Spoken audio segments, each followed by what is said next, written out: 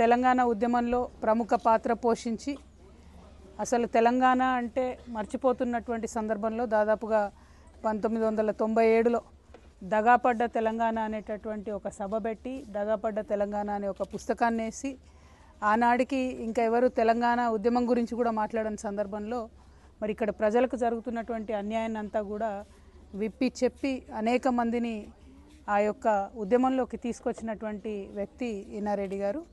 మరి ఇన్నయ్య గారి మదరు పరమపదించారు కాబట్టి వారిని పరామర్శించడానికి వారి కుటుంబాన్ని పరామర్శించడానికి రావడం జరిగింది.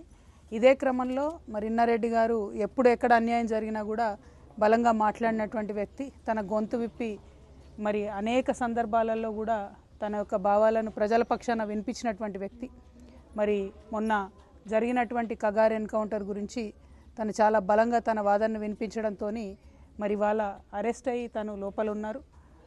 ఇటువంటి అరెస్ట్లను ఎన్నో చూసింది తెలంగాణ వచ్చాక ఇంత పెద్ద డెమోక్రసీలో ఇటువంటి అరెస్టులు జరగడం డెఫినెట్గా అన్యాయం, కరెక్ట్ కాదని మేము భావిస్తూ ఉన్నాం.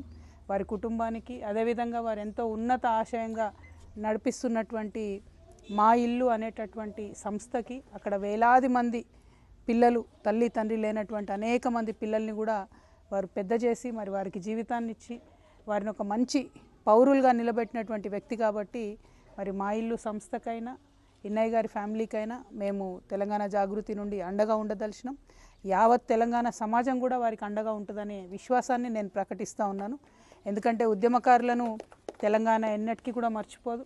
తెలంగాణ కోసం ప్రయత్నం చేసి మరి అనేక మంది యువమిత్రుల్ని కూడా ఉద్యమంలోకి తీసుకొచ్చినటువంటి వ్యక్తి కాబట్టి వారిని మర్చిపోకుండా వారికి సపోర్ట్గా మేము ఉంటామని తెలియజేయడానికే మరి ఇక్కడికి వారి స్వగ్రామానికి కూడా సాగరానికి కూడా రావడం జరిగింది.